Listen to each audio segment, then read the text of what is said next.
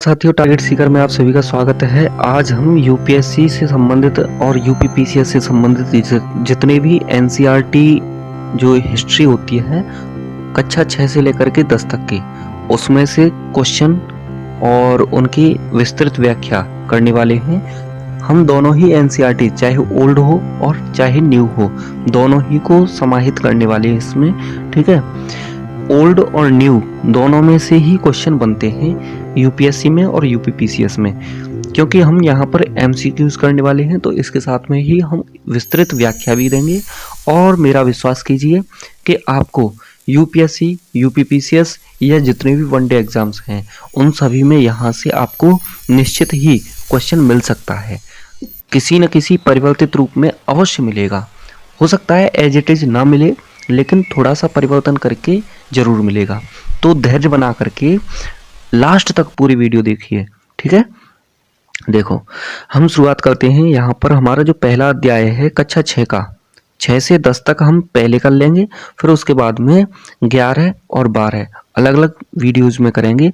यहाँ पर एक पीडीएफ में हम कक्षा 6 से लेकर के 10 तक की जो ओल्ड और न्यू एनसीईआरटी हैं उनको करने वाले हैं, चाहे वो आर एस शर्मा की हो या फिर न्यू एनसीईआरटी हो। ठीक है, तो देखिए हमारा जो पहला अध्याय है वहाँ पर बताया गया है उसमें क्या, कहाँ, कैसे और भोजन संग्रह से उत्पादन तक जो मानव का सफर रहा है उसको हम यहाँ पर कवर करने वाले हैं, इस अध्याय को पढ़ने वाले हैं। और हमारा पढ़ने का जो तरीका रहेगा वो एमसीक्यू बेस्ड रहेगा। ठीक है, देखिए शुरुआत करते हैं अपने पहले क्वेश्चन से। निम्नलिखित में से किस स्थान पर सबसे पहले गेहूं और जौ जैसे फसलों को उगाने की सभ्यता मिलती है या साक्ष्य मिलते हैं? तो इसमें ऑप्शंस दिए गए हैं, विंध्य पहाड़ियां, सुलेमान और किरथर पहाड़ियां, गारो पहाड़ियां या हिमालय क्षेत्र। तो इसका सही उत्तर क्या है? इसका सही उत्तर है सुलेमान और किरथर पहाड़ियां। ठीक है, सुलेमान और किरथर पहाड़ियां। अब इसकी व्याख्या देख लेते हैं। देखिए विस्तृत व्याख्या में आप देखिए, उत्तर पश्चिमी क्षेत्र की सुलेमान और किरथर पहाड़ियों में लगभग 8000 वर्ष पूर्व स्त्री पुरुषों ने सबसे पहले गेहूं और जौ उगाना शुरू किया था। गेहूं और जौ। ठीक है, गारो तथा मध्य भाग के विंध्य पहाड़ियों में कृषि का विकास हुआ, जबकि विंध्य के उत्तर में सबसे पहले चावल उपजाया गया। कहां पर? विंध्य के उत्तर में। लेकिन विश्व स्तर पर देखा जाए तो यही चीन में देखने को मिलता है। ठीक है, चीन की एक घाटी है, उसमें चावल के साक्ष्य सबसे पहले मिलते हैं विश्व स्तर पर।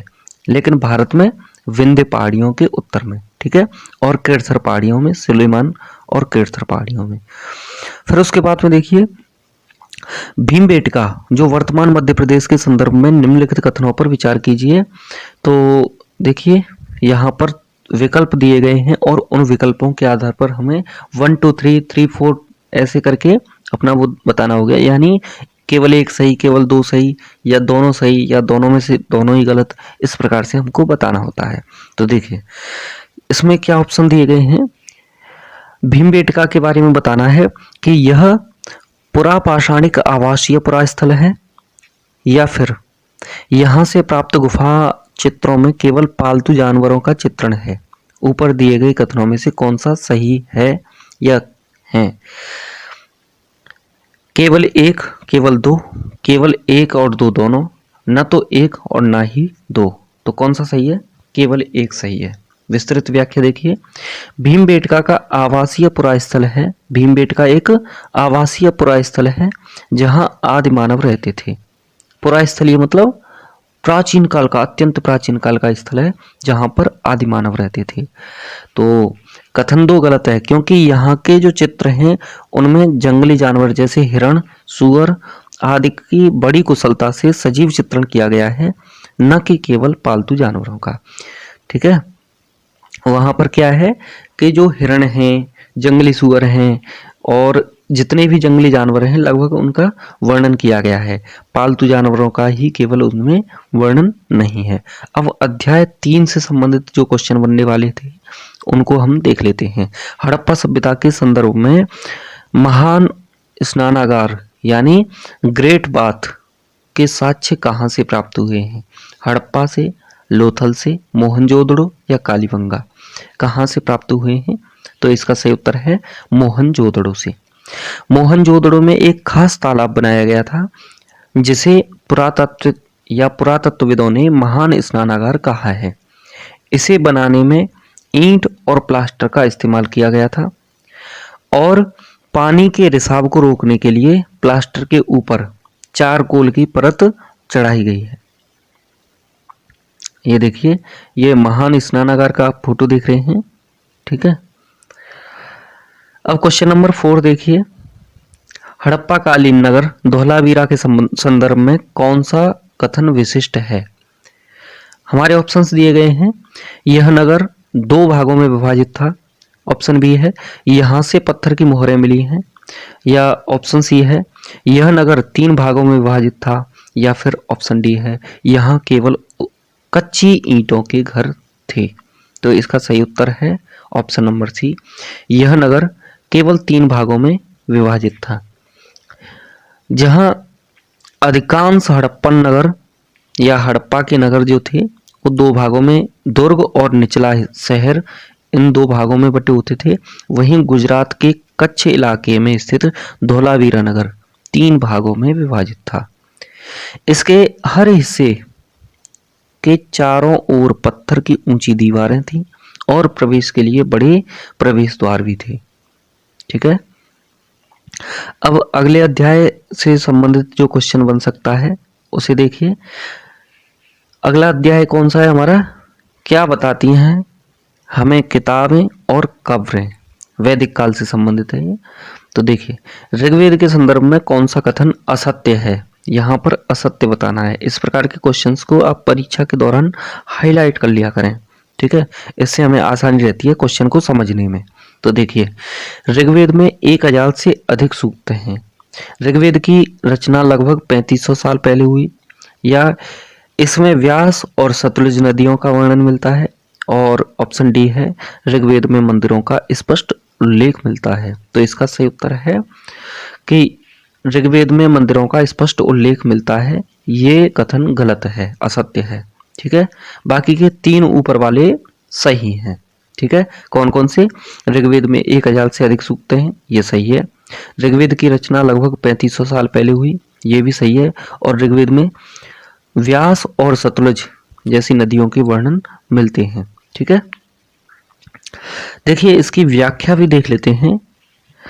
ऋग्वैदिक काल में मंदिरों के निर्माण की कोई साक्ष्य नहीं मिलते। देवताओं अग्नि, इंद्र और सोम ये मुख्य देवता हैं, तो इन देवताओं की स्तुति खुले में यज्ञों के माध्यम से की जाती थी। ठीक है, सूक्त का अर्थ है अच्छी तरह से बोलना। सूक्त कैसे बनेगा? सूक्त में संधि विच्छेद करेंगे तो सुधन उक्त, सु प्लस उक्त। उक्त माने कहना या कहा गया, सु माने अच्छी तरह से, भली प्रकार से। ठीक है, अगले 2 अध्याय हैं हमारे, 5वां और 6वां, जिसमें राज्य, राजा और नए विचार ये अध्याय है, और इससे जो क्वेश्चन बन सकते हैं उनके बारे में हम पढ़ते हैं। महाजनपदों में टैक्स वसूली के संदर्भ में कौन सा कथन सही है? हमारे ऑप्शंस दिए गए हैं। फसलों पर लगाए गए कर सबसे महत्वपूर्ण थे, जो उपज का 1/4 हिस्सा होते थे। ऑप्शन बी है कारीगरों को भी श्रम के रूप में कर देना पड़ता था। ऑप्शन सी है आखेटकों और संग्राहकों को कर से छूट थी। और ऑप्शन डी है व्यापार पर कोई कर नहीं था। तो इसका सही उत्तर है ऑप्शन नंबर बी, कारीगरों को श्रम के रूप में कर देना पड़ता था। जो कारीगर होते थे उस दौरान उन्हें कर के रूप में अपना श्रमदान करना होता था, यानी राजा के लिए काम करना होता था। देखिए यहाँ पर बताया गया है कारीगरों को भी श्रम के रूप में कर देना पड़ता था। फसलों पर उपज का 1/6 हिस्सा, यानी 1/6वां भाग, मान के चलिए कि किसी खेत में 6 मन गेहूं हुए, ठीक है, या 6 क्विंटल गेहूं हुए, तो उन गेहूं में से 1 क्विंटल राजा के लिए देना होगा टैक्स के रूप में। ठीक है, आगे देखिए, कारीगरों जैसे बुनकर, लोहार, बढ़ई, इनको क्या करना होता था, महीने में एक दिन राजा के लिए काम करना पड़ता था। और आखेटक जो होते थे उनको जंगलों से प्राप्त जो वस्तुएं होती थी वे देनी पड़ती थी। आखेटक जंगल से प्राप्त वस्तुओं में से कुछ हिस्सा राजा के लिए देते थे। हमारा अगला क्वेश्चन है, वज्जी संघ की राजधानी निम्नलिखित में से कौन सी थी? जो वज्जी नामक संघ या राज्य था उसकी राजधानी कौन सी थी? पाटलिपुत्र, वैशाली, कौशाम्बी या चंपा? तो कौन सा सही है? इसका सही उत्तर है वैशाली। ठीक है, व्याख्या देखो, मगध के निकट ही वज्ज राज्य था जिसकी राजधानी वैशाली जो कि वर्तमान बिहार में स्थित है वहां पर थी। यहाँ गण या संघ शासन व्यवस्था थी जहां कई शासक मिलकर निर्णय लेते थे। हमारा अगला अध्याय है, अशोक एक अनोखा सम्राट। अशोक एक अनोखा सम्राट, इससे क्या क्वेश्चन बन सकते हैं उन्हें देखते हैं। अशोक के अभिलेखों के संदर्भ में निम्नलिखित कथनों पर विचार कीजिए। इसमें ऑप्शंस या विकल्प दिए गए हैं कि अशोक के अधिकांश स्तंभ प्राकृत भाषा और ब्राह्मी लिपि में हैं। दूसरा है, उत्तर पश्चिम के अभिलेख खरोष्ठी लिपि में मिलते हैं। इनमें से कौन सा सही है? केवल एक, केवल दो, एक और दो दोनों, या इनमें से कोई नहीं? तो इसका सही उत्तर है एक और दो दोनों। व्याख्या देखो, अशोक पहला शासक था जिसने अभिलेखों के द्वारा जनता तक संदेश पहुंचाया। आम लोगों की भाषा प्राकृत थी, इसलिए अधिकांश अभिलेख इसी में थे। आधुनिक भारत की अधिकतर ब्राह्मी लिपि में ही अधिकतर भारत के जो अधिकतर लिपियां हैं, आधुनिक भारत की अधिकतर लिपियां जो हैं ब्राह्मी लिपि में ही निकली हैं। ठीक है, अगला अध्याय है हमारा 8वां और 9वां, जिसमें खुशहाल गांव, समृद्ध शहर और व्यापारी। इससे संबंधित क्या क्वेश्चन बन सकते हैं उन्हें देखिए। दक्षिण भारत में बड़े भूस्वामियों को क्या कहा जाता था? उणवार, वेल्लार, कड़ैसियार या अधिमई? तो इसका सही उत्तर है वेल्लार। क्या है? वेल्लार। देखिए, वेल्लार क्या है? संगम साहित्य के अनुसार वेल्लाल बड़े भूस्वामी थे या बेल्लला बड़े स्वामी थे। इन्हें इंग्लिश में बेल्लला या बेल्लाल कहते हैं। ठीक है, बेल्लला और उणवार साधारण हलवाई जो होते थे, हलवाई मतलब हल चलाने वाले। ठीक है, और कड़ैसियार और अधिमई ये क्या होते थे? भूमिहीन मजदूर और दास। ठीक है, भूमिहीन यानी जिनके पास में भूमि नहीं थी, वे मजदूर और दास क्या कहलाते थे? कड़ैसियार। ऐसे शब्द पूछ लेते हैं अधिकांशतः यूपीएससी और यूपीपीसीएस और समीक्षा अधिकारी। इनमें इस प्रकार के प्रश्न अवश्य पूछ लिए जाते हैं या इन शब्दों के अर्थ पूछ लिए जाते हैं, तो इनको आप विशेष रूप से ध्यान में रखते हुए आगे चलेंगे।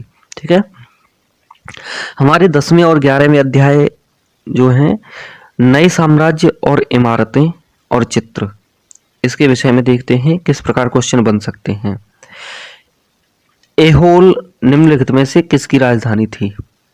ऐहोल एक अभिलेख भी है, तो इस राजधानी के बारे में देख लेते हैं किसकी राजधानी थी। पल्लव, चोल, चालुक्य या राष्ट्रकूट? तो इसका सही उत्तर है चालुक्य।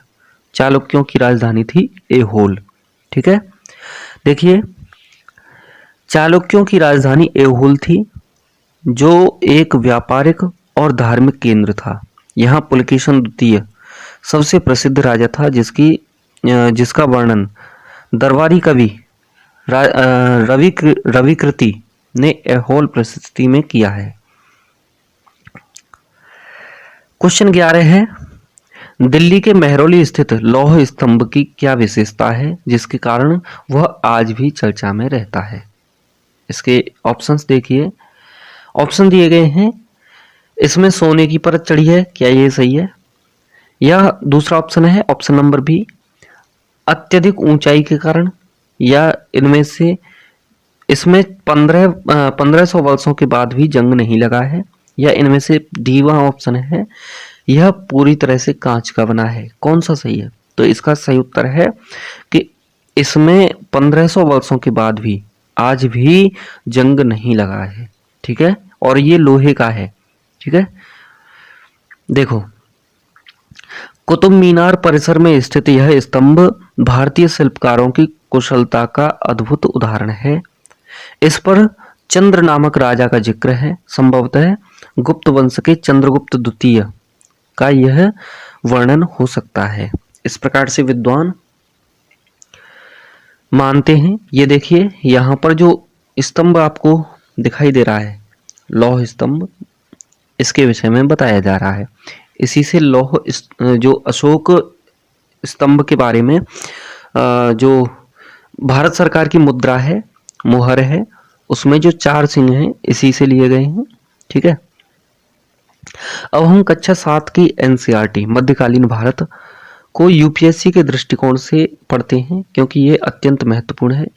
और यहाँ से जो शब्दावली यानी टर्मिनोलॉजी, प्रशासनिक सुधार और कला स्थापत्य, यहाँ से भी प्रश्न पूछे जाते हैं। यहाँ पुरानी एनसीईआरटी सतीश चंद्र और नई एनसीईआरटी हमारे अतीत सेकंड का अध्यायवार संकलन किया गया है या दिया गया है। तो आपको पढ़ना है पहला अध्याय और दूसरा अध्याय। इसमें क्या है? इन अध्यायों के नाम है नए राजा और उनके राज्य, हजारों वर्षों के दौरान परिवर्तन। ठीक है, अब इसमें क्वेश्चन किस प्रकार से बन सकते हैं? क्वेश्चन देखिए, हमारे इस प्रश्न में पूछा गया है कि मध्यकाल में हिंदुस्तान शब्द के अर्थ में हुए परिवर्तनों के संदर्भ में कौन सा कथन सही है? ऑप्शन ए है, 13वीं सदी में मिन्हाज ए सिराज ने इसका प्रयोग आधुनिक भारत के लिए किया था। किसका प्रयोग? हिंदुस्तान शब्द का प्रयोग। ठीक है, मिन्हाज ए सिराज में क्या किया था? या ऑप्शन बी है, बाबर ने इसका प्रयोग उपमहाद्वीप के भूगोल, पशु पक्षियों और संस्कृतियों के लिए किया था। ऑप्शन सी है, अमीर खुसरो ने जय हिंद या अमीर खुसरो ने हिंद शब्द का प्रयोग राजनीतिक अर्थों में किया था।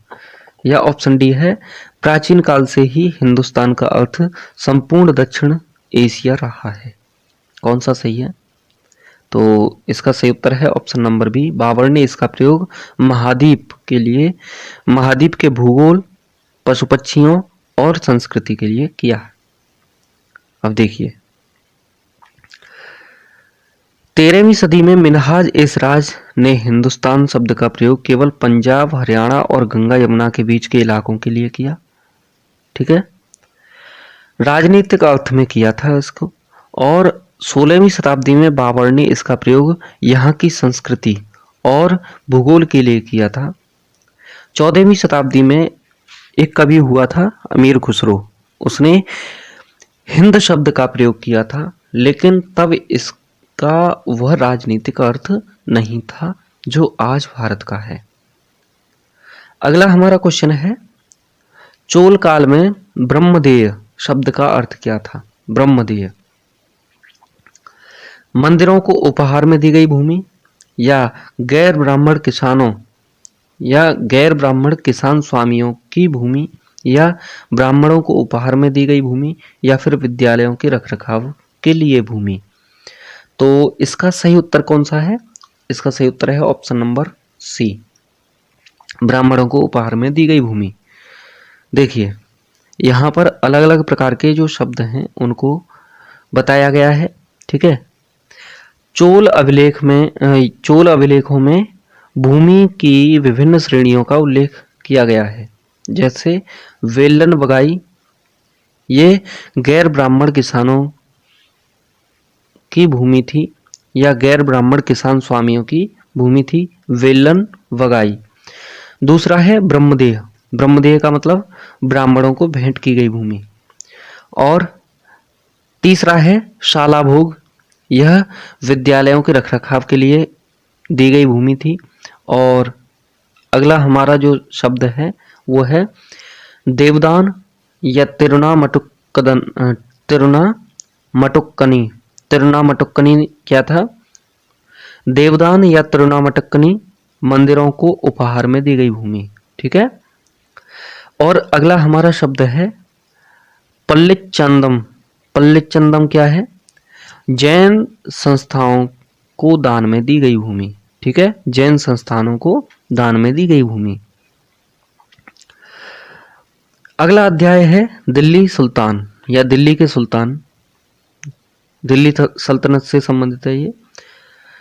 दिल्ली सल्तनत में एकता प्रणाली के संदर्भ में निम्नलिखित कथनों पर विचार कीजिए। एकता प्रणाली पर हमें विचार करना है। एकतादार को मुक्ति भी कहा जाता था, या दूसरा नंबर है हमारा, मुक्ति का मुख्य कार्य सैन्य अभियानों का नेतृत्व करना और कानून व्यवस्था बनाए रखना था। ऑप्शन तीसरा है हमारा, एकतादारों का पद आनुवंशिक होता था। ऊपर दिए गए विकल्पों में से कौन सा सही है, या ऊपर दिए गए कथनों में से कौन सा सही है? विकल्प दिए गए हैं केवल 1 और 2, केवल 2 और 3, केवल 1, या 1, 2 और 3। तो इसका सही उत्तर है केवल 1, 2 और 3। दिल्ली सल्तनत विशेषकर इल्तुतमिश और अलाउद्दीन खिलजी के समय में सैन्य अधिकारियों के लिए इलाके दिए जाते थे। सैन्य अधिकारियों को क्या दिया जाता था? इलाके दिए जाते थे, और जिन्हें एकता कहा जाता था उन इलाकों को। दिल्ली सल्तनत विशेषकर इल्तुतमिश और अलाउद्दीन खिलजी के समय में सैन्य अधिकारियों को इलाके दिए जाते थे, इन्हें एकता कहा जाता था। मुक्ति का पद आनुवंशिक नहीं था, उनका बार बार स्थानांतरण यानी ट्रांसफर किया जाता था ताकि वे विद्रोह न कर सकें। अलाउद्दीन खिलजी के समय में मुक्ति द्वारा वसूले गए राजस्व की जांच के लिए लेखा अधिकारी नियुक्त किए गए थे। तो यहाँ से जो विस्तृत व्याख्याएं हैं उनसे भी डायरेक्ट क्वेश्चन घुमा फिरा कर बना दिए जाते हैं। ठीक है, तो इसको भी आप विशेष रूप से ध्यान में रखिए। हमारा चौथा क्वेश्चन है, सुल्तान ने टोकन करेंसी यानी सांकेतिक मुद्रा का प्रयोग किया था। अलाउद्दीन खिलजी ने, कौन से ने किया था? अलाउद्दीन खिलजी ने, गयासुद्दीन तुगलक ने, मोहम्मद बिन तुगलक ने, या फिरोज शाह तुगलक ने। कौन सा सही है? तो इसका सही उत्तर है सी, एमबीटी ने। ठीक है, व्याख्या देखिए।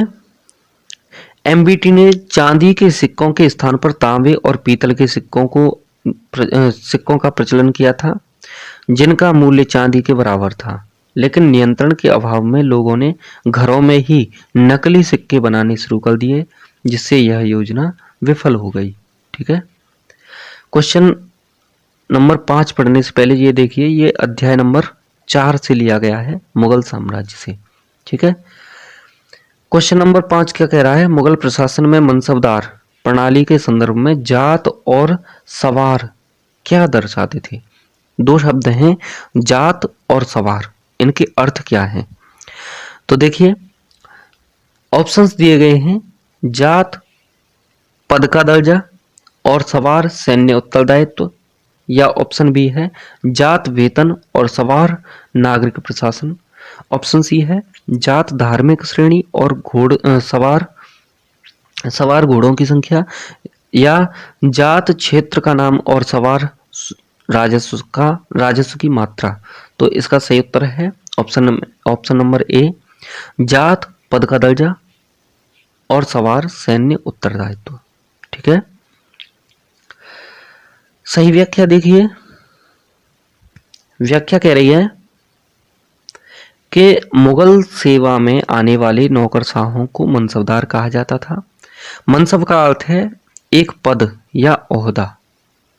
जात की संख्या जितनी अधिक होती थी, मनसबदार में प्रतिष्ठा या दरबार में उसकी प्रतिष्ठा और वेतन उतना ही अधिक होता था। जितनी ऊंची जात यानी जितनी जात की संख्या ज्यादा, उतना ही वेतन और उसकी प्रतिष्ठा ज्यादा होती थी। सवार पद से यह अर्थ है, या सवार शब्द से यह अर्थ है कि उस मनसबदार को कितने घुड़सवार रखने होंगे। अगला अध्याय है अध्याय नंबर 5, शासक और इमारतें।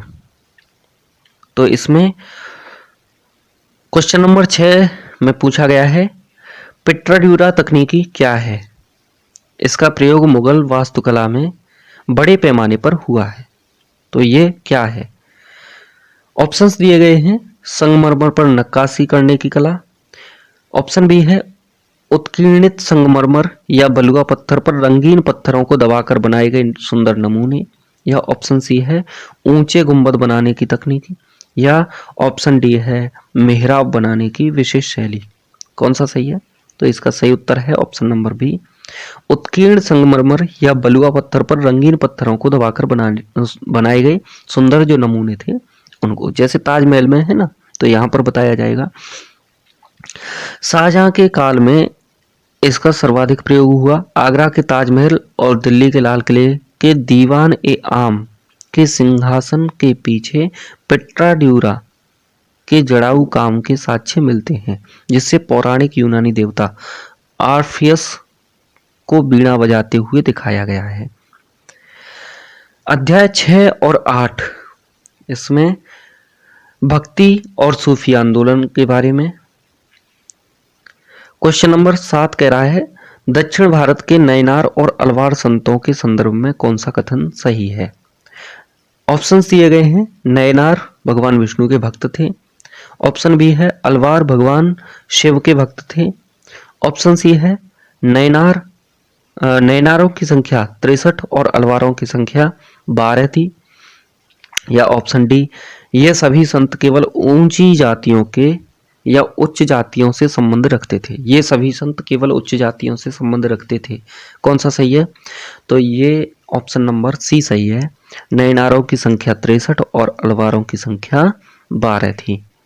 नयनार शिव भक्त कहलाते थे और अलवार विष्णु भक्त। ठीक है, इनमें पुलैया और पनार जैसी अस्पृश्य मानी जाने वाली जातियों के लोग भी शामिल थे। नयनारों के गीत जो थे उनका संकलन तेवरम और तिरुवाचकम में शामिल है, जबकि अलवारों का संकलन दिव्य प्रबंधम नामक ग्रंथ में संकलित है। हमारे अगले अध्याय हैं अध्याय नंबर 9 और अध्याय नंबर 10। इसमें क्षेत्रीय संस्कृतियां और 18वीं सदी के नए राज्य। देखिए, हमारा क्वेश्चन पूछा गया है, क्वेश्चन नंबर 8 है, चौथ और साल देशमुखी क्या थे? मुगलों द्वारा लगाए गए धार्मिक कर या मराठों के द्वारा पड़ोसी राज्यों से वसूले जाने वाले कर या चोल प्रशासन में सैन्य पद या फिर सिखों की न्याय व्यवस्था। कौन सा सही है? तो इसका बी नंबर का ऑप्शन सही है। मराठों द्वारा पड़ोसी राज्यों से वसूले जाने वाले कर को चौथ और सर देशमुखी कहा जाता था। ठीक है, देखिए, मराठों द्वारा पड़ोसी राज्यों से वसूले जाने वाले कर जो थे वे चौथ यानी जमींदारों, चौथ क्या थे? चौथ थी जमींदारों द्वारा वसूले जाने वाले भाग का या भू राजस्व का 25% जो मराठे सुरक्षा के बदले लेते थे। ठीक है, जमींदारों द्वारा जो टैक्स वसूला जाता था, भू राजस्व वसूला जाता था, उसका 25% मराठे सुरक्षा के बदले में लेते थे। और सरदेशमुखी क्या था? सरदेशमुखी का मुख्य अर्थ है मुख्य राजस्व का 9 से 10% जो शिवाजी प्रधान अधिपति होने के नाते वसूलते थे। ठीक है, अब इसमें विशेष शब्दावली का प्रयोग करते हैं जो पूरे अध्यायों में किया गया है, अलग अलग प्रकार से इन शब्दों का प्रयोग। तो देखिए, जाति पंचायत। जाति पंचायत का अर्थ क्या होता है? गांव में अपनी जाति के व्यवहार को नियंत्रित करने वाली सभा जाति पंचायत कहलाती थी। खानकाह, ये सूफी संतों के विश्राम स्थल थे, वे जहां वे चर्चा करते थे। ठीक है, जिम्मी क्या था? मुस्लिम शासकों के द्वारा संरक्षित ईसाई और यहूदी जिन्होंने जजिया कर दिया हो उनको जिम्मी कहा जाता था। दस्तक क्या होता है? दस्तक का मतलब है व्यापार करने का परमिट। ठीक है, मुगल काल में ब्रिटिश कंपनी को प्राप्त अधिकार दस्तक कहलाता था। ठीक है, अब हम आधुनिक भारत का इतिहास यानी मॉडर्न इंडिया, जो कि यूपीएससी प्रारंभिक और मुख्य परीक्षा दोनों के लिए ही अधिक अंक वाला खंड है, अधिक अंक वाला खंड है। और कक्षा 8 की नई एनसीईआरटी हमारे अतीत थर्ड और पुरानी एनसीईआरटी विपिन चंद्रा का यह संकलन आपको आपकी तैयारी को पूर्णता देगा। ठीक है, अध्याय पहला है हमारा, इसमें क्या पहला और दूसरा, इसमें व्यापार से साम्राज्य तक कंपनी की सत्ता, व्यापार से साम्राज्य तक कंपनी की सत्ता। इसमें कौन सा क्वेश्चन पूछा गया है कि इलाहाबाद की संधि 1765 के संदर्भ में निम्नलिखित कथनों पर विचार कीजिए। इसके द्वारा ईस्ट इंडिया कंपनी को बंगाल, बिहार और उड़ीसा की दीवानी प्राप्त हुई। दूसरा कथन है कंपनी ने मुगल सम्राट शाह आलम द्वितीय को 26 लाख रुपए वार्षिक पेंशन देना स्वीकार किया। ऑप्शन या कथन 3 है अवध के नवाब को कंपनी को 50 लाख रुपए हर्जाना देना पड़ा। हमारे विकल्प दिए गए हैं केवल 1 और 2, केवल 2 और 3, केवल 1 और 3, केवल 1 और 3 या 1, 2 और 3 सभी। तो इसका सही उत्तर है 1, 2 और 3 सभी। इसकी व्याख्या देख लेते हैं। बक्सर के युद्ध जो कि 1764 में हुआ था, रॉबर्ट क्लाइव ने मुगल सम्राट और अवध के नवाब के साथ इलाहाबाद की संधि की। दीवानी मिलने का अर्थ था कि कंपनी खुद राजस्व वसूल करती थी, जिससे उसे भारतीय माल खरीदने के लिए ब्रिटेन की सेना या ब्रिटेन से सेना लाने की जरूरत नहीं रही। और जो अन्य ऑप्शन हैं वे भी सही हैं। ठीक है, विलय की नीति यानी डॉक्ट्रिन ऑफ लैप्स के तहत अंग्रेजों द्वारा अधिग्रहित किया गया पहला राज्य कौन सा था? इसमें बताना है संबलपुर, सतारा, झांसी या नागपुर। तो इसका सही उत्तर है सतारा। डलहौजी ने हड़प नीति के तहत या लैप्स ऑफ डॉक्ट्रिन के तहत उन राज्यों को ब्रिटिश साम्राज्य में मिला लिया जिनके राजा का कोई पुरुष वारिस नहीं था। क्रमशः सतारा, संबलपुर, उदयपुर, नागपुर, झांसी इनमें और अवध इनमें क्रम से विलय की नीति लागू की गई। ठीक है, अब देखिए सतारा कब लागू किया गया। सतारा में ये नीति लागू की गई 1848 में, संबलपुर में 1850 में, उदयपुर में 1852 में, नागपुर में 1853 में, झांसी 1854 और 1856 में कुशासन का आरोप लगा करके अवध को भी शामिल कर लिया गया। ठीक है, आगे देखिए इसमें अध्याय नंबर 3। अध्याय नंबर 3 क्या कह रहा है? ग्रामीण क्षेत्रों पर शासन, ग्रामीण क्षेत्र पर शासन, भू राजस्व प्रणालियां। महालवाड़ी बंदोबस्त के संदर्भ में कौन सा कथन सही है? इसमें कथन दिए गए हैं और देखिए इसे कॉर्नवालिस ने बंगाल में लागू किया था। इसमें राजस्व वसूली का अधिकार सीधे किसान से या किसान को दिया गया, राजस्व वसूली का अधिकार, या इसमें राजस्व की इकाइयां महल, ये जो कि गांव का समूह था, महाल, ठीक है, उसको माना गया, या ऑप्शन डी है यह व्यवस्था केवल दक्षिण भारत में लागू थी। तो कौन सा सही है? इसका सही उत्तर है ऑप्शन नंबर सी। इसमें राजस्व की इकाई महाल को माना गया। ठीक है, महल को माना गया। स्थायी बंदोबस्त 1793 कॉर्नवालिस, बंगाल और बिहार के द्वारा, मतलब कॉर्नवालिस के द्वारा बिहार और बंगाल में जमींदार को मालिक माना गया। ठीक है, रैयतवाड़ी बंदोबस्त थॉमस मुनरो के द्वारा मद्रास और बंबई में सीधे किसान से समझौता किया गया। किसान मतलब रैयत, उस दौरान रैयत को ही किसान या किसान को रैयत कहा जाता था। महालवाड़ी में 1822 ईस्वी में हॉल्ट मैकेंजी के द्वारा उत्तर प्रदेश, पंजाब, मध्य प्रदेश इनमें ये लागू की गई। यहाँ महल मतलब गांव से सामूहिक रूप से राजस्व लिया जाता था। अब हमारा चौथा और पांचवा अध्याय 1857 का विद्रोह, इससे हम क्वेश्चन देखेंगे कौन कौन से क्वेश्चन बन सकते हैं। ठीक है,